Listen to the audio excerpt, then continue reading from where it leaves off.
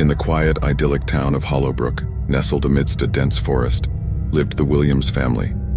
John and Sarah Williams, along with their two children, Emma and Michael, had recently moved into a charming old house that once belonged to John's late aunt. The house, while showing signs of age, was beautiful and had an air of mystery to it. As the family settled in, they began exploring the sprawling backyard. Amidst the overgrown foliage, they stumbled upon a peculiar sight: a tiny porcelain doll, half buried in the damp earth. Its eyes were unsettling, dark and soulless, and its painted smile sent shivers down their spines.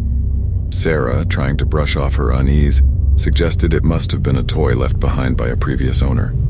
However, as days passed, strange things started happening. Emma claimed to have seen the doll move on its own, its eerie eyes following her across the room. Michael woke up in the middle of the night whispering about strange whispers emanating from the backyard. John dismissed these occurrences as mere figments of their imagination, not willing to entertain the idea that the doll could be the cause.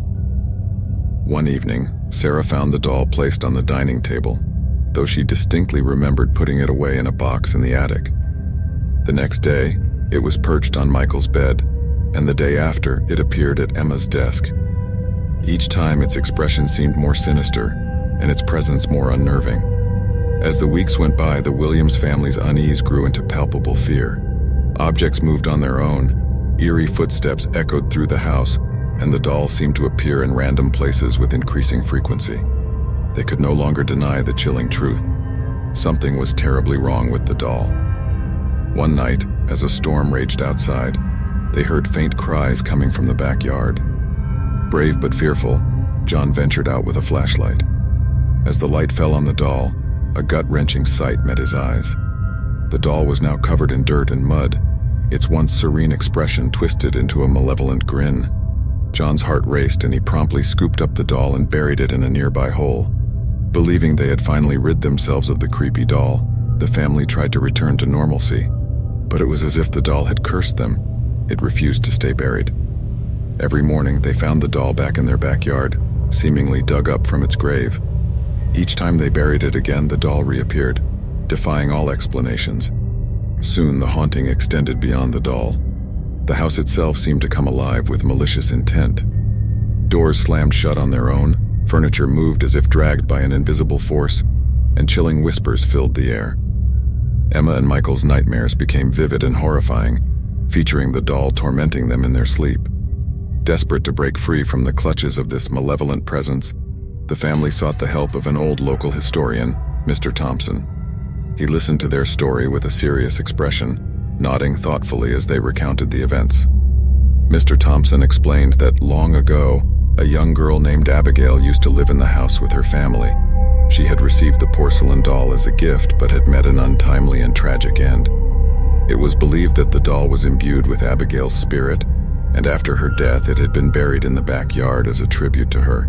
But over time, the spirit had grown angry and vengeful, seeking to draw the living into its eternal torment. Mr. Thompson cautioned that no ordinary burial would free them from the curse. Determined to end the haunting, the family decided to perform a ritual to appease Abigail's restless spirit. They collected various items, including old toys and trinkets, and built a small shrine in the backyard where the doll was found. They lit candles and said prayers, asking for forgiveness and peace for the tormented spirit. The ritual seemed to have worked, and the haunting finally ceased. The doll remained in its shrine, but its expression softened, losing its menacing look. The family hoped that they had finally brought peace to Abigail's spirit. Months passed without any disturbances. The Williams family slowly began to feel like they could live without fear once more. Yet, even though the doll appeared tranquil, an unsettling feeling lingered in the air.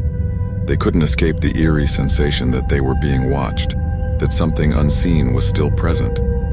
One night, Sarah woke up to find the doll standing at the foot of their bed. Its porcelain face now bore a serene, almost sorrowful expression. Sarah gasped as she saw tiny teardrops forming in its eyes. Before she could react, the doll whispered in a hauntingly familiar voice, "Thank you for setting me free." In the blink of an eye, the doll vanished, never to be seen again.